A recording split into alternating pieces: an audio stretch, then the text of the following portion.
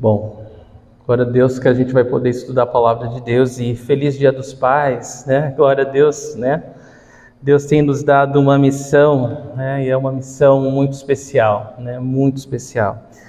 Hoje nós não vamos falar uma mensagem especificamente, né, para o Dia dos Pais, nós vamos seguir o nosso estudo de Apocalipse, mas é uma mensagem para os pais, né? Uma mensagem para os pais, é uma mensagem para a igreja, né? A igreja de Filadélfia era a igreja fiel, era a igreja que estava firme no propósito que Deus lhe deu. E assim devemos ser nós, né? Como pais, assim devemos ser nós como cristãos. Então nós vamos fazer uma breve recapitulação.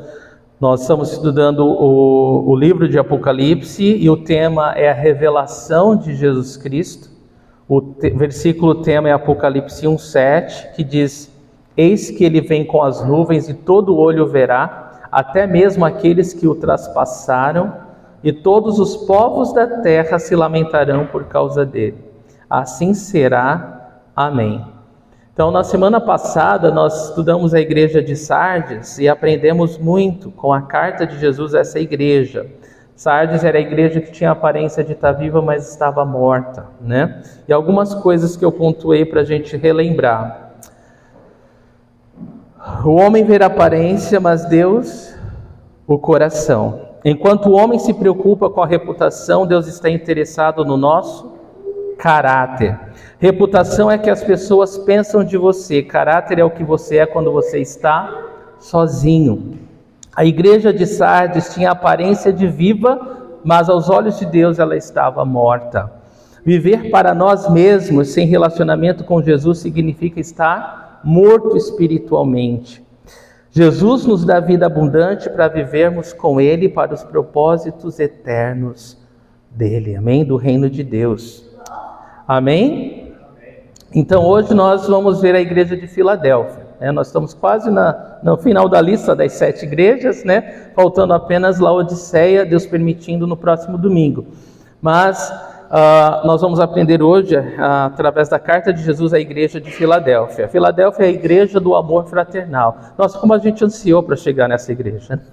Pelo menos eu, né? Não sei você, mas como eu desejava chegar à igreja de Filadélfia, né? A igreja que Jesus não tem nada de ruim para falar, né? A igreja do amor, né? Do amor entre os irmãos, né? A igreja que estava focada no chamado de Deus para falar do amor de Deus às pessoas que não o conheciam, né? Então, era uma igreja maravilhosa. Então, nós vamos falar sobre a igreja de Filadélfia hoje. Mas antes, quero só lembrar que enquanto a igreja de Sardes era um exemplo para nós, né, da época da igreja pós-reforma, que era a época que a igreja se tornou estatal do governo, né? E aí os pregadores, eles não eram nem convertidos, né? E o culto era uma liturgia morta, né? As pessoas, foi aí que se encheu de crentes nominais, né? Infelizmente, que não nasceram de novo, né? Então era uma igreja morta. Mas a igreja de Filadélfia, ela exemplifica na história da igreja a época das missões, né, das missões mundiais, né, interculturais, transculturais. Então, foi essa a igreja de Filadélfia, né, na história da igreja, ela fala dessa era do avivamento mesmo, né, onde o Espírito Santo de Deus, ele começou a usar quem ele queria dentro da igreja para levar o evangelho a quem não conhecia. Então, é um momento maravilhoso, né? E glória a Deus por isso, né? Essa é a igreja que nós queremos ser. A igreja viva é a igreja que se ocupa em levar o evangelho para a comunidade, para alcançar a sua nação, para alcançar outros países e aos povos que o evangelho ainda não alcançou. Essa é a igreja viva, essa é a igreja de Filadélfia. Então, quando nós estudamos as 7 igrejas, nós precisamos entender, né, o seu contexto no momento, né, também o seu momento na história da igreja, e ela fala conosco hoje, né, como igreja e pessoalmente, né.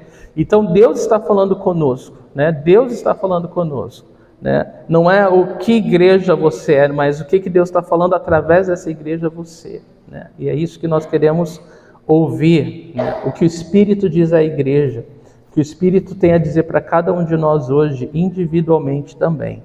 Então, na nossa sequência do estudo de Apocalipse, nós nos encontramos aí na letra F, e nós vamos ler juntos Apocalipse 3, de 7 a 13.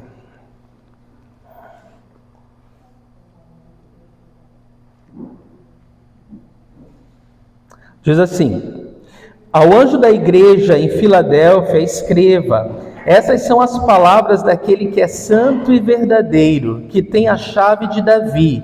O que ele abre, ninguém pode fechar, e o que ele fecha, ninguém pode abrir. Conheço as suas obras. Eis que coloquei diante de você uma porta aberta, que ninguém pode fechar. Sei que você tem pouca força, mas guardou a minha palavra e não negou o meu nome. Veja o que farei com aqueles que são sinagoga de Satanás e que se dizem judeus e não são, mas são mentirosos. Farei que se prostrem aos seus pés e reconheçam que eu o amei, visto que você guardou a minha palavra de exortação à perseverança, eu também o guardarei da hora da provação que está para vir sobre todo o mundo, para pôr à prova os que habitam na terra. Venho em breve, retenha o que você tem, para que ninguém tome a sua coroa. Farei do vencedor uma coluna no santuário do meu Deus, e dali ele jamais sairá. Escreverei nele o nome do meu Deus, e o nome da cidade do meu Deus, a Nova Jerusalém, que desce dos céus da parte de Deus. E também escreverei nele o meu nome, o meu novo nome. Aquele que tem ouvidos, ouça o que o Espírito diz às igrejas. Vamos orar. Senhor, obrigado que nós podemos, Senhor, estudar a Tua Palavra. Obrigado por esse privilégio, por essa honra, Senhor. Nós temos a Tua Palavra nas nossas mãos, temos a Tua Palavra aberta diante de nós, e nós podemos ler, estudar, podemos, Senhor Deus, aprender, Senhor. Queremos abrir o nosso coração, Senhor, e pedir que o Senhor abra o nosso entendimento, para que possamos entender o que o Senhor tem a nos dizer, Senhor. Senhor, nos enche, Pai, do Teu Espírito Santo essa manhã. Senhor, transforma as nossas vidas essa manhã, Senhor. Tua palavra tem poder para nos transformar, Senhor. Então nós pedimos, Senhor, vem nos moldar de acordo com a Tua vontade, Deus. Esse é o nosso maior desejo. Senhor, que o Teu nome seja exaltado, Pai. Possamos sair daqui te amando mais. Nós oramos em fé e te agradecemos em nome de Jesus Cristo. Amém, Senhor. Amém, queridos.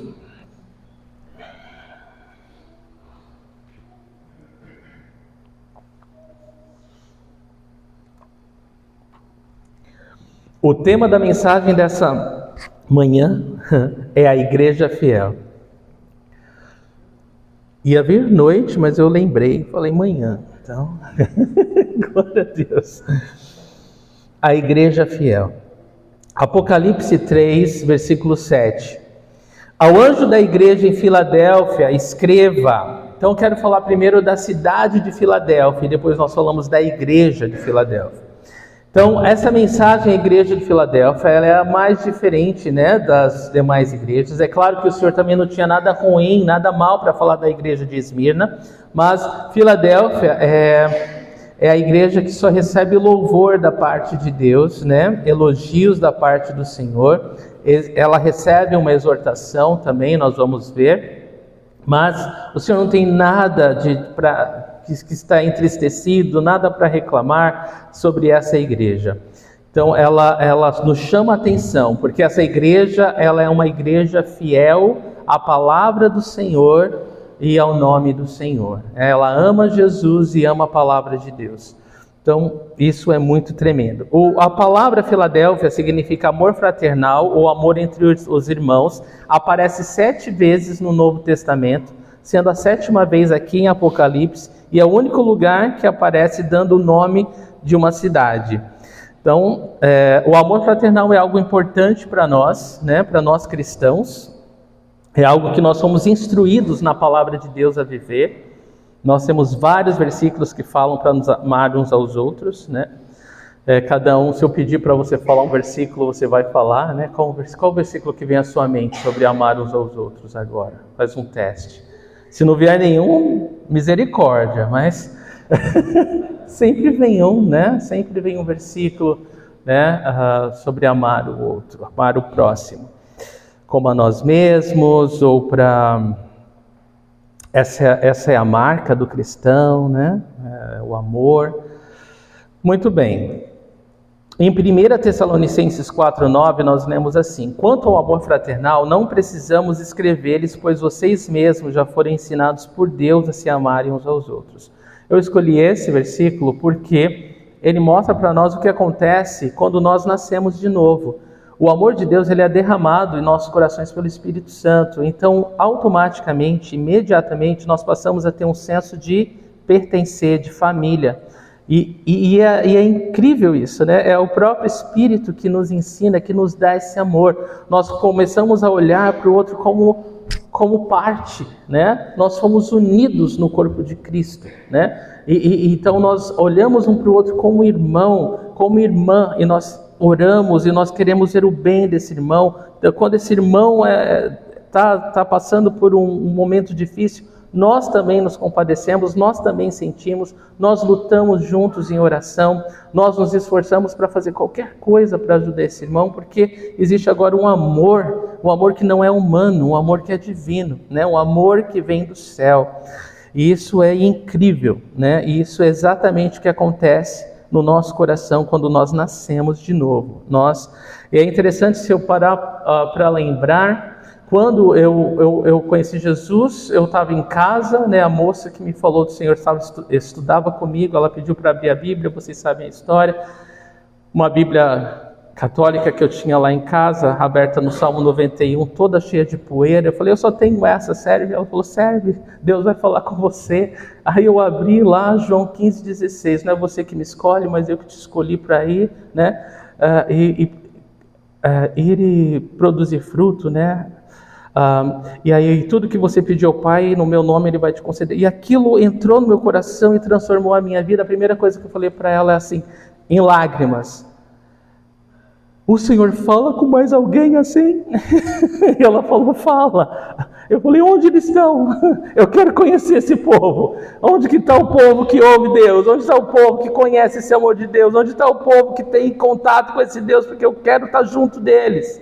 Havia um clamor e um desespero no meu coração para estar junto com o povo de Deus, para estar junto com esse povo que ouve Deus, que anda com Deus, que fala com Deus, que conhece as coisas de Deus. Então é algo natural que vem no nosso nascimento espiritual. Louvado seja Deus por isso. Então nós temos esse amor a Deus, esse amor aos irmãos, mas esse amor de Deus não cabe em nós. Ele é um amor que se estende além de nós, além do corpo de Cristo. É um amor que vai atrás de almas, né? É um amor por almas. Então, é isso que a igreja de Filadélfia nos ensina. Esse amor, ele não se limita ao nosso clubinho, né? Não se limita, né? à nossa família de fé. É um amor por almas. É o próprio amor do Senhor. Né? É o amor que deseja ver aquele que está perdido sendo encontrado, cego olhando, paralítico andando. Né? É um amor que vai além de nós. É um amor que não vem de nós, né? É um amor que vem do céu. Então, esse amor ele tem que estar fluindo de nós, irmãos. Ele precisa estar fluindo de nós. Isso é como um termômetro da igreja viva. É como um termômetro da igreja que anda com Deus. Né? É o maior... demonstrativo de que você está bem espiritualmente. É quando você ama o Senhor, ama os seus irmãos e ama o perdido, ama alcançar almas, né? Então, é isso que nós aprendemos de imediato com essa igreja, Filadélfia. A cidade de Filadélfia ficava num local estratégico, né, numa rota principal do correio imperial de Roma para o Oriente. Ela era chamada de portal para o Oriente porque ela ficava numa posição estratégica que ligava, né, a Europa com a Ásia. Então, por ela ficar ali naquela região, ela foi fundada com o objetivo, primeiro, de disseminar a cultura helenista, né, a cultura grega. E ali, esse foi o objetivo. Ela era a mais nova das 7 cidades e foi criada para esse propósito. Ela foi criada por um propósito, vamos dizer, missionário, que ainda não era do Evangelho, né? Era para espalhar a cultura grega. Mas Deus tinha um plano maior para essa cidade, nós vamos ver depois, com essa igreja, né? O que o Senhor faz? Então, essa é a história da cidade. Alguns estudiosos bíblicos comentam, Barclay diz, a Filadélfia havia sido construída com a intenção deliberada de se tornar uma cidade missionária. Além da Filadélfia, havia as regiões selvagens da Frígia e as tribos bárbaras. E a intenção era que a função da Filadélfia fosse espalhar a língua grega, o modo de vida grego, a civilização grega por todas as regiões além. Mas Deus tinha um plano maior, né? O fundador foi Átalo II, cujo apelido era Filadélfo, né? Era uma cidade próspera, mas que também sofria muitos abalos sísmicos, terremotos, né? E era comum para os cidadãos de Filadélfia terem que evacuar a cidade, sair da cidade, até que as condições estivessem boas novamente para eles voltarem. Então eles viviam toda hora saindo da cidade, voltando, porque os terremotos eram frequentes ali. Isso tudo vai nos servir para entender um pouco o que Jesus tem a dizer para essa igreja, tá bom? Jesus ele se apresenta da seguinte forma no versículo 7. Essas são as palavras daquele que é santo e verdadeiro, que tem a chave de Davi. Jesus ele se apresenta dessa forma à igreja de Filadélfia. Essas são as palavras daquele que é santo e verdadeiro. Se você observar como Jesus se apresenta para todas as igrejas, o modo que Jesus se apresenta para a igreja de Filadélfia é diferente, porque todas as outras ele pega uma característica do primeiro capítulo de Apocalipse, quando ele tem aquela visão dos olhos de fogo, pés de latão, né? Aquela figura poderosa, né? de poder, de quem veio para julgar, de quem veio para colocar as coisas, né, no lugar. É um pouco assustadora aquela figura, né? João, quando viu, ele caiu como morto, porque era muito forte. Jesus, ele não se apresenta com nenhuma característica intimidadora aqui, né? Ele fala só da essência dele. Aquele que é santo e verdadeiro. Santo, né? Santo no sentido mais completo. Ele é Yahweh, né? Ele é santo, só Ele é santo, Ele é separado de tudo, Ele está acima de tudo, né? Ele é santo e Ele é verdadeiro. Na língua grega haviam 2 palavras para verdadeiro, o oposto de falso e o oposto de imitação, né? E essa daqui é verdadeiro no sentido de oposto de imitação. Ele é o original, ele é real, né? Ele não é uma cópia, ele não é uma imitação. Ele é a substância. Ele é real, ele é original, ele é autêntico, né? Então é dessa forma que ele se apresenta aqui. E ele fala que tem a chave de Davi. A gente vai ler que ele vai falar da chave de Davi por causa de uma passagem em Isaías 22, 22. Mas a gente vai ler um pouquinho mais. Antes eu queria falar para vocês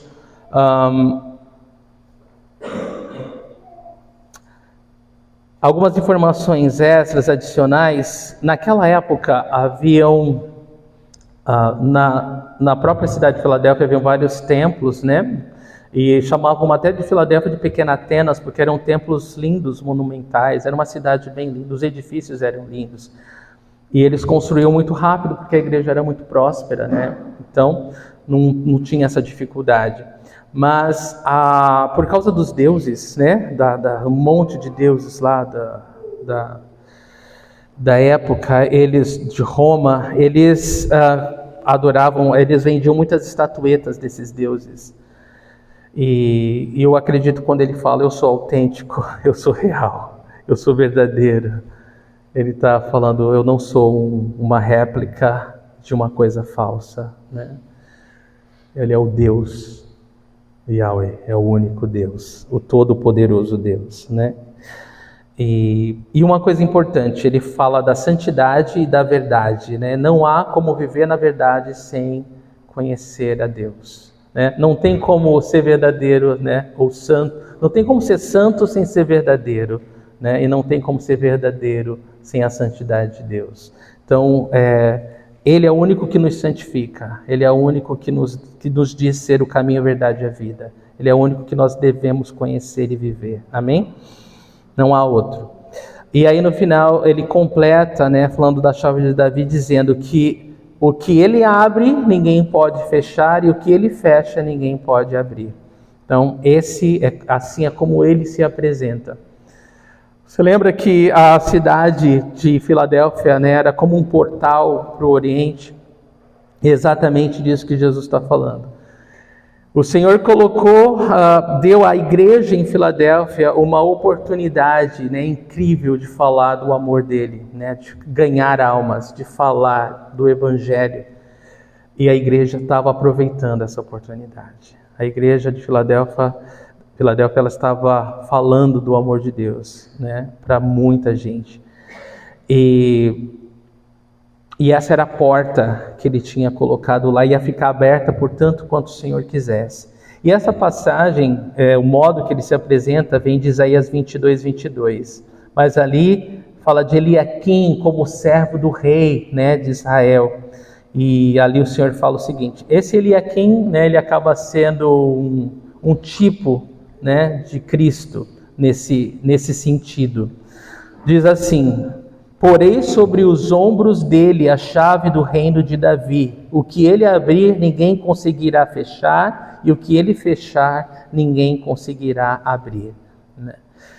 E isso é o que Cristo faz, né? E esse é o Senhor. A porta que ele fecha, ninguém abre, a porta que ele abre, ninguém fecha.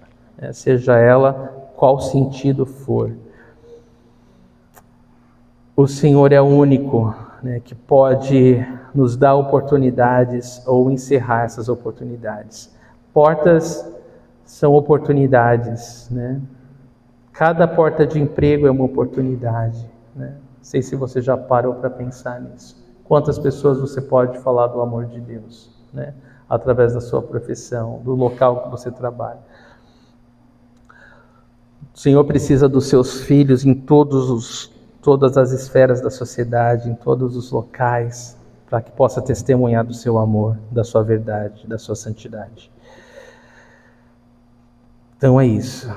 O Senhor é o único que tem esse poder para abrir e fechar a hora que Ele quer, por o tempo que Ele quer, né? Então Ele dá essa segurança à igreja de Filadélfia. A porta aberta, né, ela fala, se você quer estudar sobre ela na Bíblia, eu vou te dar alguns versículos, está aqui, ó, Atos 14, 27, 1 Coríntios 16, 9, 2 Coríntios 2, 12 e Colossenses 4, 3. Fala com porta aberta como a oportunidade de servir ao Senhor, como ministério. Né, Jesus, ele deu à igreja de Filadélfia uma grande oportunidade ministerial, né, através da localização dessa igreja. Eu fico pensando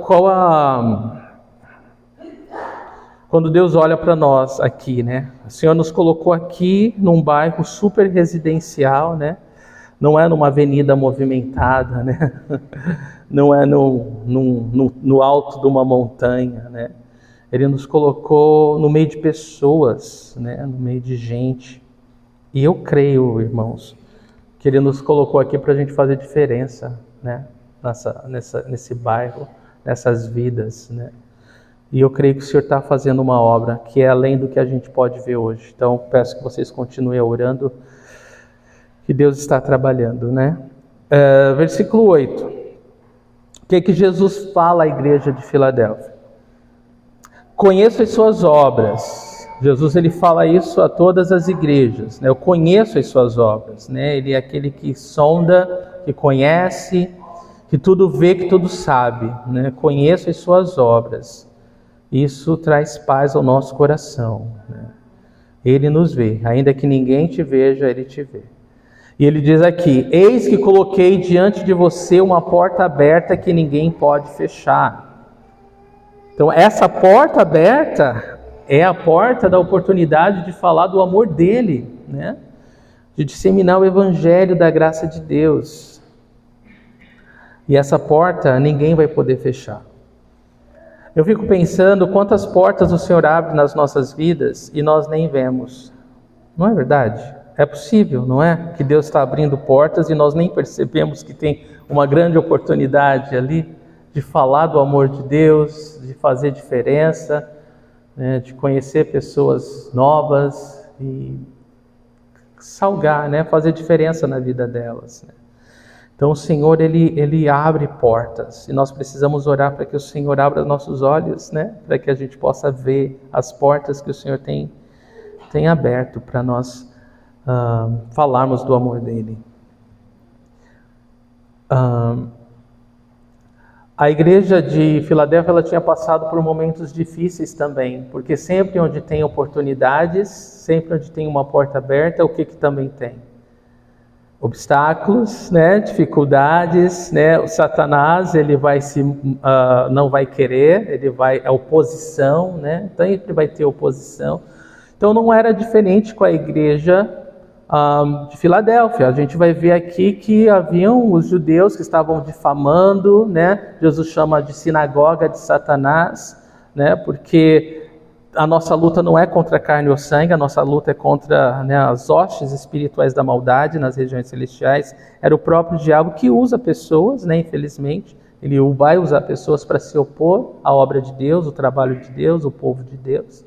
E eles estavam sendo um empecilho na vida dos irmãos em Filadélfia, né, estavam difamando eles, né. A gente viu que o mesmo termo Jesus usa para os irmãos da igreja de Esmirna, né. E, então, havia luta, mas isso fez esses irmãos pararem? Não. Isso fez esses irmãos falarem: ai, parece que Deus não quer, né? Olha quanta oposição, né? Olha quanta luta. Acho que Deus não quer que a gente fale dele para ninguém, né? Então vamos ficar na nossa, né? Vamos ver quando as coisas ficam boas e favoráveis. Quando o vento soprar a favor, aí a gente faz alguma coisa, né? Aí não faz nada, né? Aí você não vai fazer nada mesmo. Se você esperar, né? O vento soprar a favor e todas as coisas ficarem favoráveis para você se envolver na obra de Deus, servir o Senhor, falar do amor de Deus para as pessoas, você não vai se mexer, né? E vai ficar uma situação cada vez mais difícil, ao ponto de você não conseguir nem vir para a igreja, nem se reunir mais com os irmãos. Essa é a realidade espiritual. Há uma luta espiritual, ela é real e nós sentimos ela. Né? Não tem como a gente fazer de conta que não existe, né? Falar, não, está tudo bem. Não está. E quanto mais o vento fica favorável, menos você enxerga essa luta, né? Menos você enxerga a luta espiritual, né? Então, que Deus nos ajude, né, a despertar, né, a abrir os olhos, a enxergar e dar passos de fé. Porque a igreja de Filadélfia, ela não se acovardou. Ela não falou, não, está difícil, né, vamos ficar na nossa. Não, ela falou, ela continuou falando, e Deus foi glorificado, Deus se agradou daquilo, né? Deus ficou feliz com aquela atitude, porque é isso que a igreja deve fazer, deve confiar em Deus, né? Deve depender de Deus, não das circunstâncias, né? Não dos homens. Nós não dependemos da vontade dos homens, mas da vontade de Deus. Amém, igreja? Então, assim era a igreja em Filadélfia.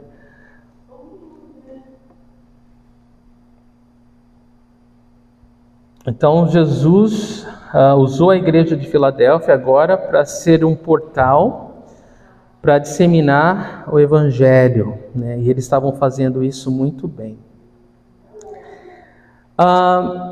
Um certo homem perguntou uma vez para Charles Spurgeon, o pregador inglês, e falou assim: como que eu posso fazer para falar, né, do amor de Jesus para as pessoas, né? Eu quero falar do amor de Jesus. Aí ele falou: o que você faz? Ele falou: eu trabalho lá, né, no maquinário, no trem. Aí ele falou: e com quem você trabalha? Ele falou, eu trabalho com fulano, ciclano. Ele foi descrevendo as pessoas, né, o que eles faziam. Aí ele perguntou, eles são cristãos? Ele falou, eu não sei. Ele falou, então pergunta. E começa ali, se não é, começa a falar de Jesus para eles. E aí ele fez isso. Então, assim, às vezes a gente quer fazer tanta coisa, né? Mas não sai só da nossa cabeça, né? A gente fica sonhando. Quando ali do lado tem alguém em necessidade, que precisa de uma oração, né? Precisa de um abraço, que precisa de um sorriso, que precisa ser notado, né? Precisa ser ouvido, né? Hoje em dia as pessoas, elas estão com tantos problemas, né? Elas só querem alguém para ouvir, né? Aí quando você ouve, a pessoa, ela já fica feliz, né? Só de você ter alguém para ouvir.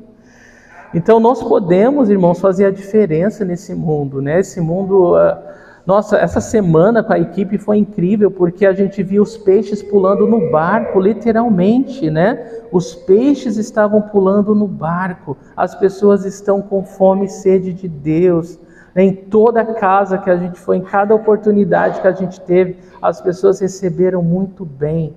Elas estavam com fome, com sede. A impressão que dá, irmãos, é que hoje em dia os cristãos não estão falando mais de Jesus para as pessoas.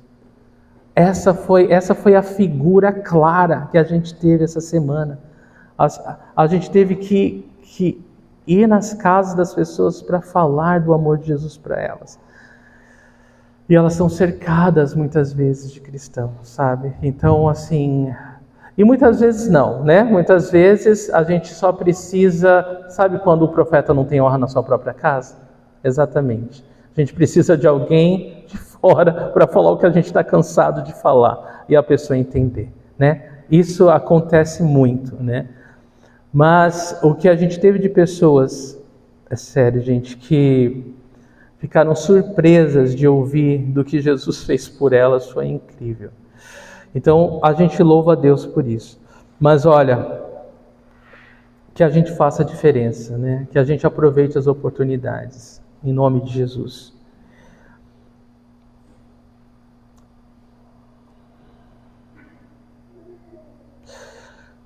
Outro estudioso bíblico disse o seguinte: Davi podia fechar e abrir o reino de Israel para quem quisesse. Ele não era obrigado a deixar o reino, nem mesmo para o seu filho mais velho. Ele podia escolher quem quisesse para sucedê-lo. O reino do Evangelho e o reino dos céus estão à disposição de Cristo. Então, da mesma forma que Deus deu a Davi, né, a chave para o reino de Israel, ele tem a chave do reino de Deus. Jesus tem a chave do reino de Deus. Agora, olha o que esse outro estudioso bíblico diz. O homem de Deus não depende de caçadores de talentos religiosos, nem seu ministério está nas mãos de autoridades eclesiásticas. Seu quartel-general é o céu, e o seu itinerário é traçado pelo Senhor da porta aberta.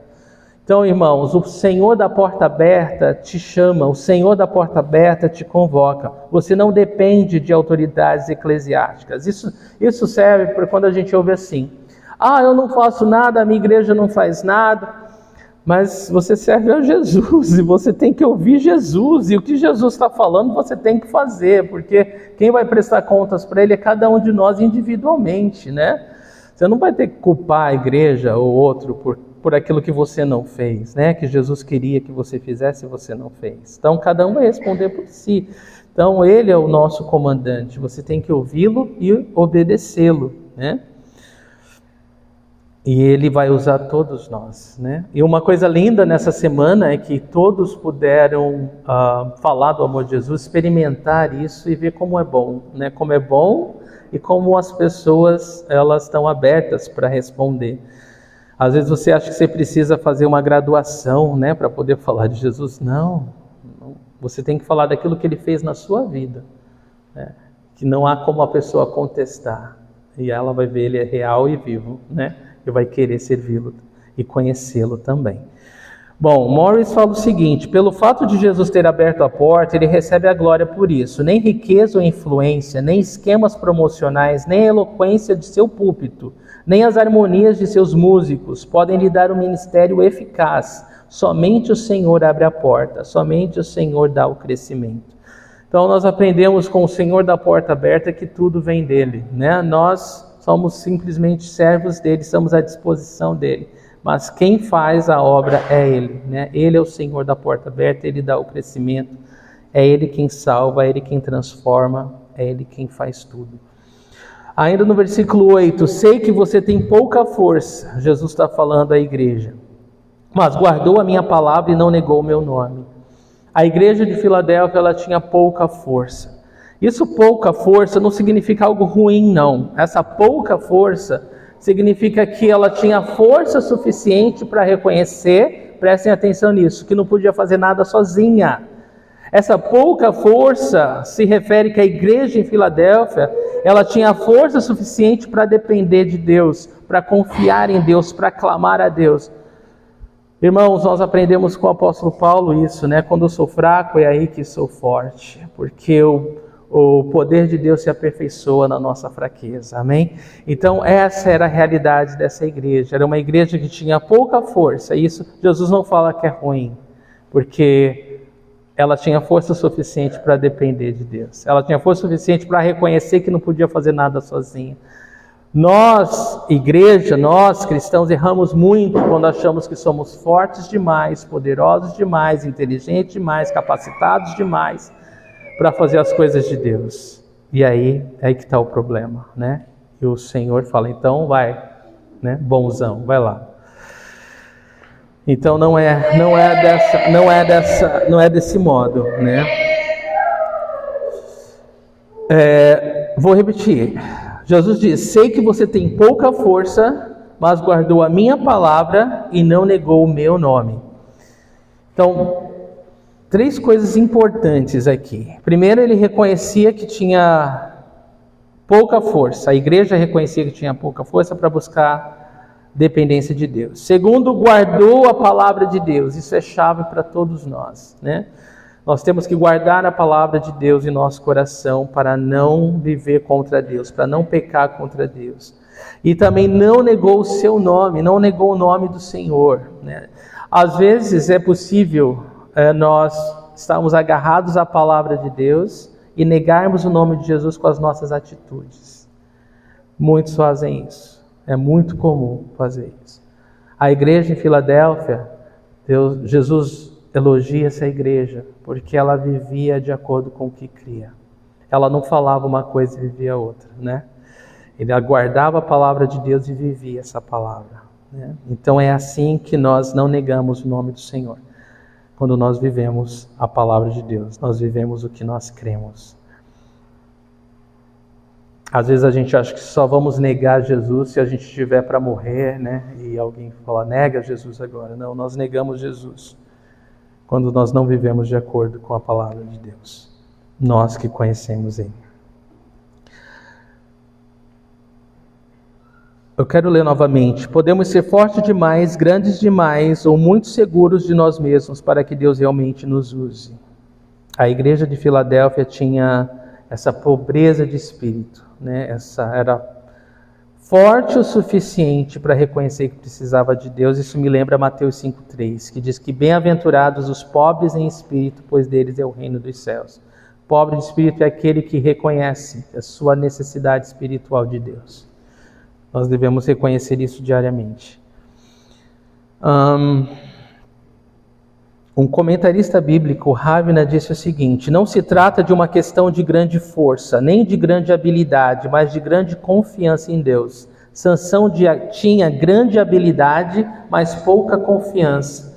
Um pouco de força usada com fé significa mais do que muita força usada de forma errada.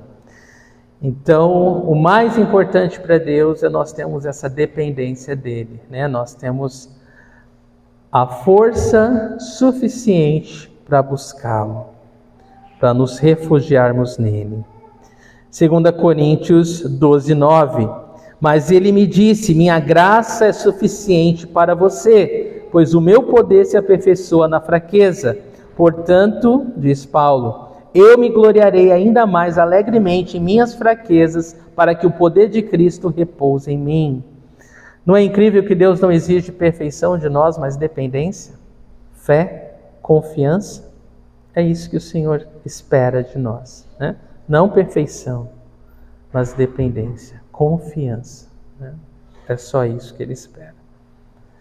A igreja em Filadélfia era fiel a Jesus e a sua palavra.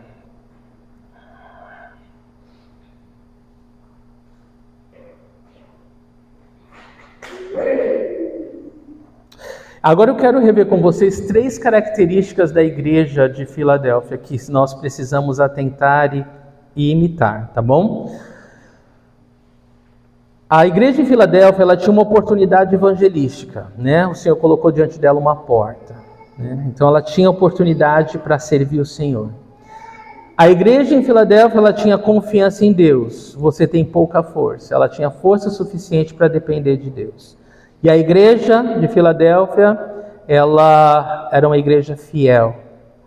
Ela era fiel a Jesus. Ela guardou a palavra do Senhor e não negou o seu nome. Então, 3 coisinhas que nós podemos aprender e aplicar na nossa própria vida. Quais são as portas que Deus tem aberto na nossa vida? Nós estamos temerosos, nós estamos olhando as dificuldades, nós estamos, ou nós estamos felizes que temos a oportunidade de falar do amor de Deus às pessoas. Quais são as portas abertas que o Senhor tem colocado nas nossas vidas, né? Estamos dependendo de Deus na nossa pouca força ou nós estamos confiantes, né, em nós mesmos? E fidelidade a Deus, né? Estamos guardando a palavra de Deus no nosso coração e estamos vivendo essa palavra. Isso tudo é o que a igreja de Filadélfia fazia e que agradou Jesus. É exatamente o que nós devemos fazer como igreja, como filho e filha de Deus. Essas são as características que parecem, aos olhos de qualquer um, normais, né? Não há nada de, nossa, como eles eram incríveis, né? Não, eles só faziam o que todo crente devia fazer. Isso já agradava, já era suficiente para Jesus. Isso já foi suficiente para Jesus falar, uau, que igreja fiel!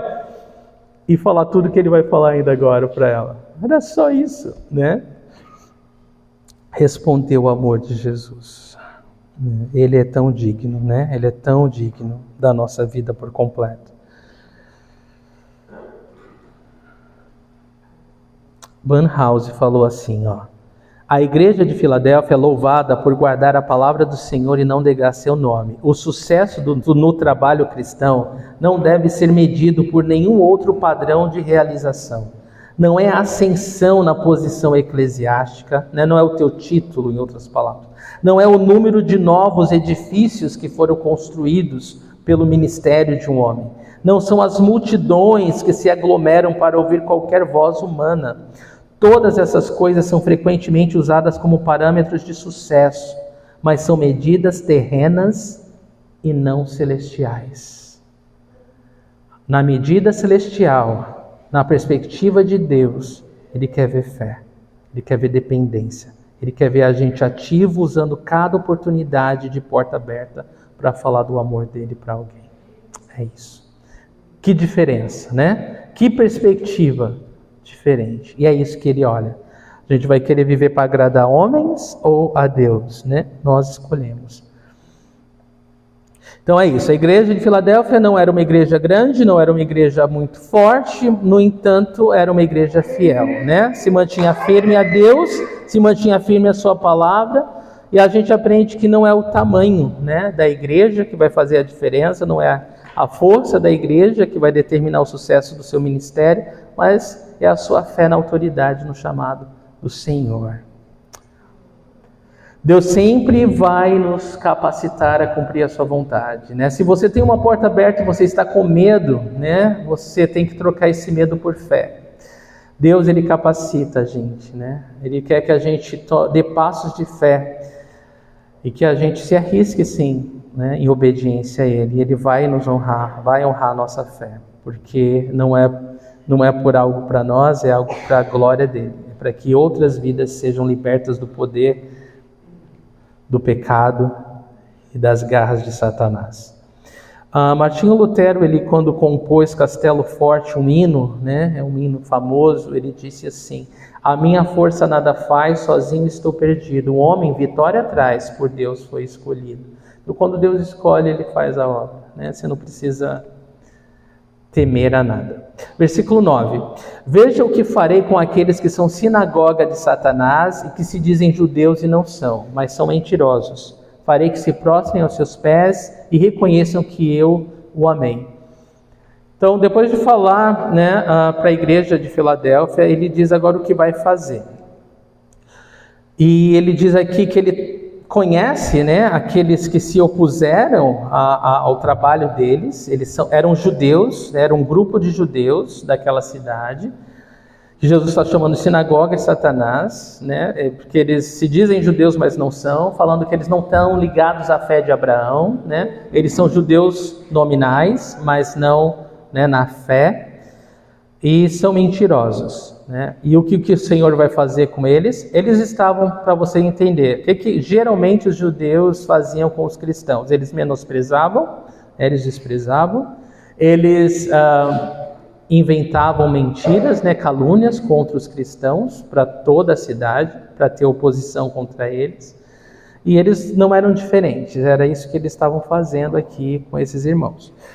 E aí Jesus fala que farei que se prostrem aos seus pés e reconheçam que eu amei. Então Jesus, ele promete que ele vai cuidar desses opositores, ele vai cuidar desses que se levantaram contra o trabalho deles, contra o povo dele. Você tem dúvida que Deus se levanta para te defender?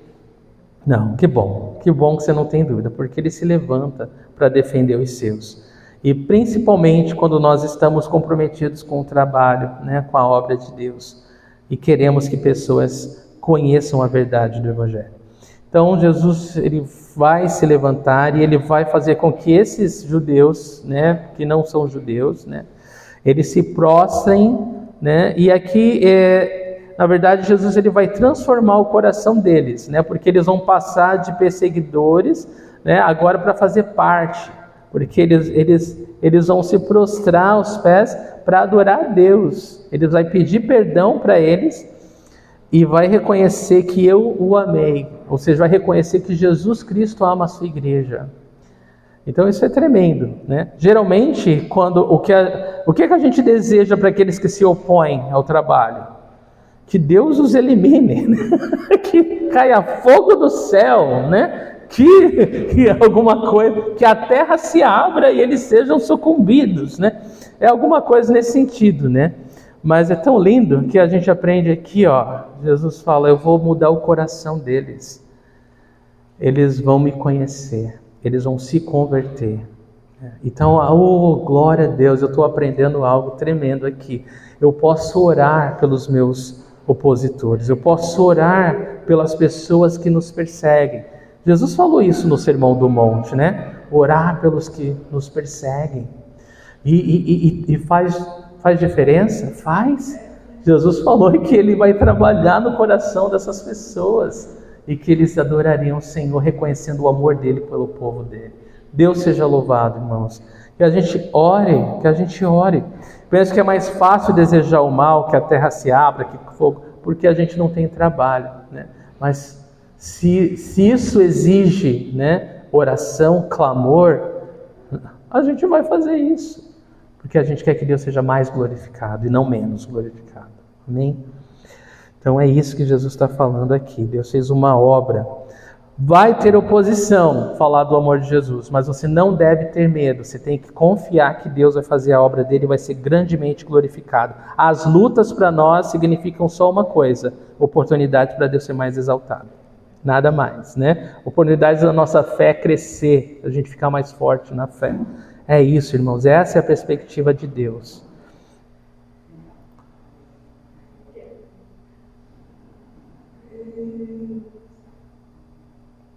Versículo 10. Visto que você guardou a minha palavra de exortação à perseverança, eu também guardarei da hora da provação que está para vir sobre todo o mundo, para pôr a prova os que habitam na terra. Veja só o que Jesus diz que ainda vai fazer, além de converter os opositores. Ele deixa bem claro: visto que você guardou a minha palavra de exortação à perseverança. Você guardou, é passado. Eu estou enfatizando o verbo porque muitas pessoas falam, não, a igreja vai passar pela tribulação na terra. E eles pegam esse versículo falando que Jesus está encorajando eles a perseverar durante a tribulação. Eu creio que a igreja vai ser levada antes da grande tribulação. Jesus está falando aqui, porque você tem sido fiel e perseverado até aqui, eu tenho algo para você. Passado, você já tem perseverado. Você não tem desistido, você tem sido fiel. Olha o que Jesus fala. Eu também o guardarei da hora da aprovação que está para vir sobre todo o mundo. Qual é a aprovação bíblica que está para vir sobre todo o mundo? A grande tribulação. E Jesus está falando, eu vou guardar você. Eu vou proteger você. Você não vai passar por essa grande tribulação. E essa grande tribulação, ela vem com esse propósito aqui no final do versículo 10, para pôr à prova os que habitam na terra. Então a grande tribulação vem para pôr à prova os que habitam na terra. Mas a sua igreja fiel, ele vai guardar. A sua igreja fiel, ele vai guardar. Quando a gente fala de grande tribulação, a gente está falando de julgamento de Deus, né, por toda a maldade do mundo, né, por toda a maldade. Jesus, ele morreu na cruz para nos perdoar os pecados. Então, quando eu e você, nós reconhecemos que Jesus foi julgado no meu lugar e no seu lugar, não nos resta mais julgamento. Mas aqueles que negam Jesus como Senhor, aqueles que não reconhecem a Cristo como Salvador, eles não confiam no julgamento que Jesus teve. Eles precisam ser julgados. Eles vão ser julgados. Então há um julgamento a cair na terra. E é por isso que nós queremos falar do amor de Jesus a todas as pessoas, porque vai ser horrível. É por isso que Deus enche o nosso coração como igreja, para a gente falar, gritar aos quatro cantos: arrependa-se, Jesus está vindo. Um grande julgamento vai cair na terra, maior do que já aconteceu. E as pessoas precisam conhecer o amor de Deus, né, para serem poupadas dessa dor, desse julgamento. Deus vai julgar o mundo ímpio, o mundo mau, o mundo que recusou Jesus, a salvação de Deus para o pecador. Se Deus amou o mundo de tal maneira que deu seu Filho unigênito para que todo que nele crê não morra, mas tenha a vida eterna. Se eu negar, se eu recusar a salvação de Deus, o que me sobra? Nada. Não me sobra mais nada a não ser enfrentar o julgamento. Não é verdade, igreja? Se nós recusarmos a mão estendida de Deus, não nos resta mais nada. Nós vamos encarar o julgamento. Então Jesus, ele está prometendo poupar a sua igreja fiel. Em Apocalipse 17:18 fala: os habitantes da terra cujos nomes não foram escritos no livro da vida desde a criação do mundo ficarão admirados quando virem a besta e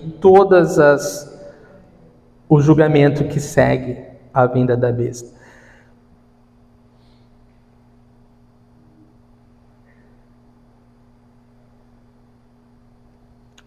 Johnson disse: os que habitam na terra não se referem aos crentes, mas aos incrédulos, que são objetos da ira de Deus em todo o Apocalipse. Então todo o livro de Apocalipse vai revelar que aqueles que negam a Cristo como Senhor sofrerão ou encararão o julgamento que há por vir.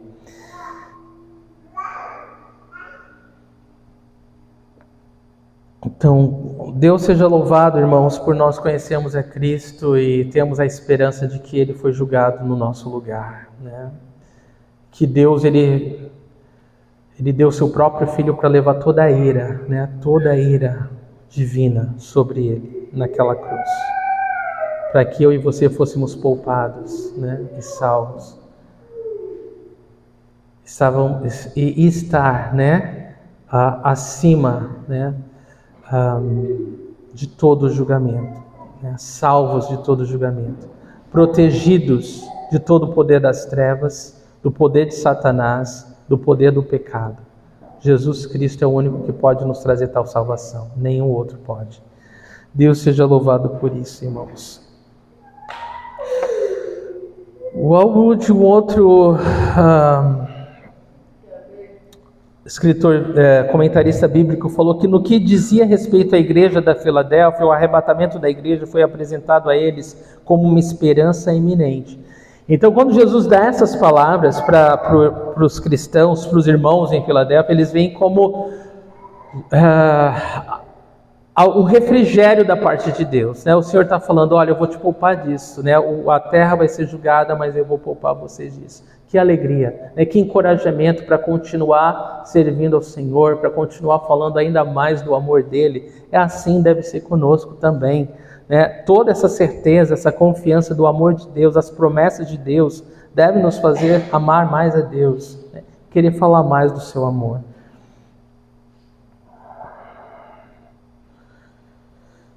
E aí no versículo 11, venho em breve, retenho o que você tem para que ninguém tome a sua coroa. Então agora vem a exortação de Jesus à igreja em Filadélfia. Primeira coisa que ele fala, eu venho em breve, né? Eu vou te poupar nessa grande tribulação e eu venho em breve. E ele fala o seguinte, retenha o que você tem para que ninguém tome a sua coroa. Duas coisas importantes em relação a esse versículo. Quando Jesus fala para que ninguém tome a tua coroa, não significa roubar, significa para que a tua coroa não seja dada a outro. Jesus está encorajando eles aqui a correr com perseverança. É como se fosse um técnico que depois da primeira metade do jogo reunisse a equipe e falasse, pessoal, vocês jogaram bem até agora, mas agora eu quero que vocês vão lá e deem tudo que pode, né? Agora eu quero que vocês façam um excelente trabalho também, né? E é isso, né? Olha, até aqui vocês são de parabéns, mas ainda falta um tempo e eu quero que vocês continuem firmes, né? A corrida não terminou ainda, né? Eu quero que vocês continuem com os olhos fitos em mim e perseverem até o fim. Então é esse o encorajamento que Jesus está dando para eles. Quando ele fala para que ninguém tome essa coroa, ele está falando, não é a coroa de rei que você nasce. Não, é a coroa de vitória. Lembrando os Jogos Olímpicos, lembrando a realidade daquele povo. Você tem que viver como um vencedor. Você tem que viver como um vencedor. Essa coroa é reservada para você. Você é a coroa de um vencedor. Você vai ser fiel até o fim e vai receber essa coroa. Não tem outro modo. Se você não for fiel até o fim, essa coroa vai ser dada a outro. Ponto. Não é legal quando Jesus fala assim, bem direto com a gente, eu amo. É isso, né? A corrida não chegou ao fim. Nós temos ainda que correr. E Jesus está conosco para nos ajudar, né? O Espírito Santo nos foi dado, o ajudador, o conselheiro, para nos carregar no colo se a gente não puder andar, mas Ele está conosco, amém? Ele prometeu nunca nos deixar, nunca nos abandonar, então Ele vai estar conosco até o fim, até a consumação dos séculos.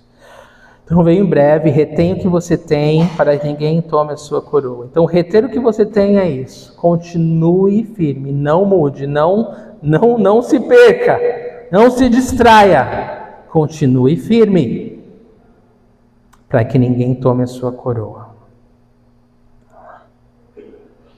A expressão em breve deve ser entendida como algo repentino e inesperado, não necessariamente imediato.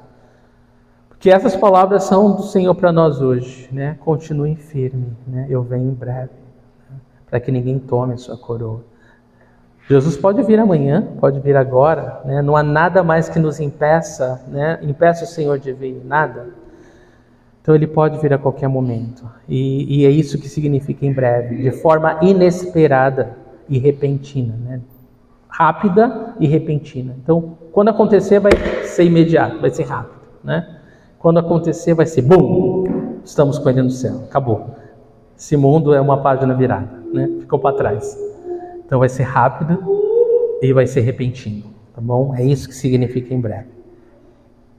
Irmãos, retém o que tem. Aproveita as oportunidades evangelísticas que o Senhor tem colocado diante de você. Quais são as portas abertas? Confie em Deus, dependa de Deus. Use a sua pouca força para isso, para depender de Deus. Seja fiel a Jesus, guarde a sua palavra, não negue o seu nome, seja no que fala, seja no modo que vive.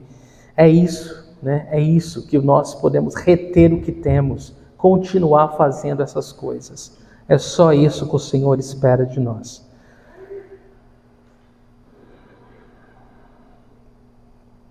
Nunca se esqueça de que o homem com maior probabilidade de roubar sua coroa é você mesmo. Guarde o seu coração, pois dele depende toda a sua vida. Provérbios 4:23. Você não corre mais perigo de alguém ou de alguma coisa do que de si mesmo.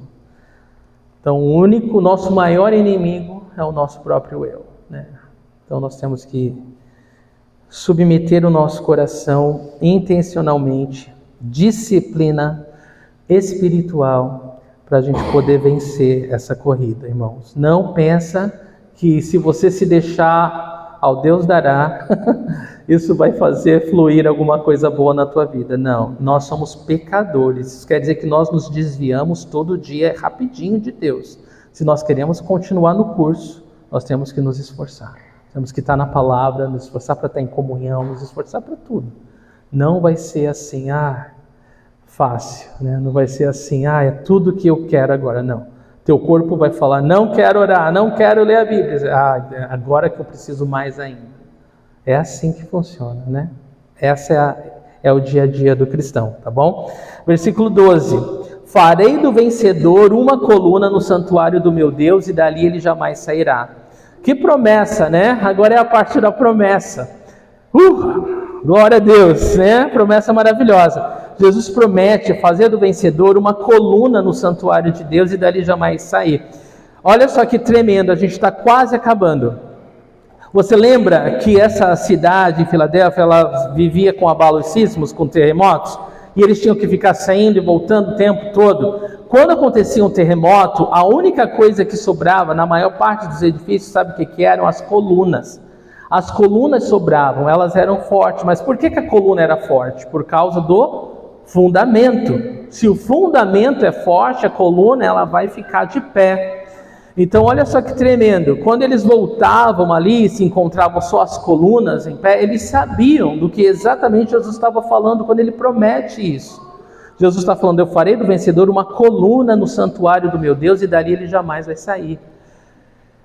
No santuário de Deus, no céu, ele não vai ter colunas, né? Ele está falando de pessoas, né? Nós seremos essas colunas de Deus. Deus está falando, você vai ser minha coluna para toda a eternidade, né?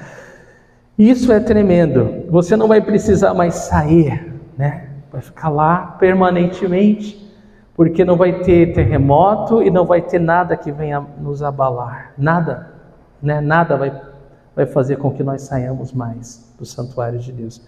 Tremendo isso.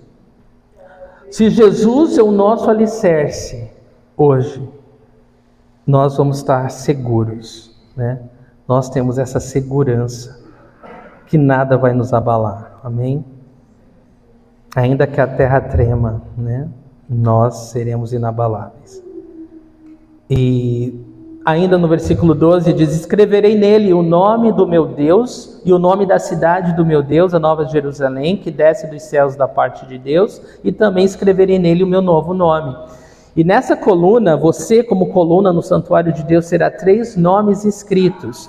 Isso também era muito comum e faz total sentido para os irmãos em Filadélfia, porque nessa cidade as colunas, né, elas tinham um fundamento muito bom e elas eram muito fortes. Então era normal colocar o nome de alguém importante nas colunas, né? Era como você honrava alguém, né? Homenageava alguém, colocando o nome dessa pessoa nas colunas. E Jesus está falando que vai colocar 3 nomes em nós, né? O nome do meu Deus, o nome da cidade do meu Deus, a Nova Jerusalém e o meu novo nome. Isso significa posse, né? Isso é para nos identificar com Ele. Nós pertencemos ao Senhor, né? Nós somos dele. Isso é lindo para mim, né? E é incrível. E o versículo 13. Aquele que tem ouvidos, ouça o que o Espírito diz às igrejas. Eu oro que você tenha ouvido o que o Senhor tem falado ao seu coração hoje. Eu oro que você tenha ouvido o que o Senhor tem ministrado a nós como igreja ao longo desses estudos, dessas 7 igrejas. Se nós queremos ser a igreja de Filadélfia, irmãos, para nós terminarmos, nós precisamos ser diligentes como eles. Nós precisamos aproveitar as portas abertas que o Senhor coloca diante de nós. Nós precisamos depender de Deus acima de todas as coisas. E nós precisamos ser fiéis a Ele, guardando o seu nome e a sua palavra. Amém? Guardando sua palavra e não negando o seu nome, com palavras e atitudes. É isso. Esse é o nosso fundamento seguro. É assim que nos tornamos colunas firmes, que o Senhor pode fazer a sua obra e usar para a sua glória. Amém? Vamos ficar de pé e agradecer ao Senhor? Pai Santo, muito obrigado, Deus, pela Tua palavra. Obrigado, Jesus, por mais uma carta, mais esse estudo, Senhor, que fala aos nossos corações, que nos exorta, que nos anima, que nos encoraja, que nos ensina, nos instrui. Senhor, eu oro, Pai, eu oro que o Senhor continue a ser glorificado, sobre nós. Eu oro por cada um individualmente, Senhor. Faz de nós uma Filadélfia, Senhor. Faz de nós uma igreja fiel. Faz de nós, Senhor, homens e mulheres fiéis ao Senhor. Nós sejamos fiéis a Ti, Deus, em todas as oportunidades que o Senhor nos tem dado. Nos lembra que o nosso emprego é Teu, é para a Tua glória. Nos lembra, Senhor, que a nossa família é Tua, é para a Tua glória. Nos lembra, Senhor, que cada oportunidade que o Senhor nos concede, Deus, o Senhor nos dá para a Tua glória, Senhor. O Senhor nos dá para que a gente use essa oportunidade de fazer diferença na vida de uma pessoa, de compartilhar, Deus, do Teu amor, ó Deus, da Tua salvação, da Tua graça, do Teu poder, do Teu perdão, Senhor. Nos ajuda a salgar esse mundo doente, Senhor. Nos ajuda, Senhor, a fazer diferença nesse mundo triste, Senhor. Onde as pessoas estão desesperadas sem Deus, Senhor, sem esperança do céu, Senhor. Oh Deus da vida, nos enche com o Teu Espírito Santo mais uma vez, Senhor. Nos enche até transbordar, Senhor. Nos dá desse amor do céu, Senhor. Esse amor do céu. Esse amor, ó Deus, que moveu o Senhor Jesus a deixar toda a glória para se entregar numa cruz, Senhor. Esse amor, ó Deus, que olha a vida, Senhor. Que não vê ali, Deus, algo descartável, mas vê ali um potencial na mão de Deus, Senhor. Nos dá Teus olhos, Senhor. Nos dá Teu coração. Nos faz ser Teu corpo nessa terra, Senhor. Nós clamamos a Ti, Deus. Não queremos perder as oportunidades. Queremos confiar em Ti acima de todo obstáculo, acima de toda oposição. Em nome de Jesus, Senhor. Nós confiamos no Senhor, Deus. Nos ajuda, Deus, a guardar a Tua palavra no coração, Senhor. Nos ajuda a amar a Tua palavra. Ah, Deus, queremos amar a Tua palavra, porque o Senhor exaltou a Tua palavra acima do Teu próprio nome. Nós queremos amar a Tua palavra, Deus. Que seja doce como mel nos nossos lábios, Senhor. Falar, meditar na Tua palavra, Senhor. Como o salmista diz no Salmo 1, Senhor, ali esse homem é como uma árvore plantada junto às águas correntes, que dá fruto no tempo certo. Ó Deus, queremos ser essa árvore, Senhor, que dá sombra e fruto, que abençoa todos que se aproximam, Senhor. Faz de nós, ó Deus, uma igreja, Senhor, como a de Filadélfia, Senhor. Faz de mim, faz de nós, Senhor, faz de cada um de nós, Senhor. Crentes fiéis, Senhor, filhos fiéis, Senhor. Nós clamamos a Ti hoje, Deus. Esse é o nosso clamor, Deus, essa é a nossa oração. E nós oramos em nome de Jesus. Amém.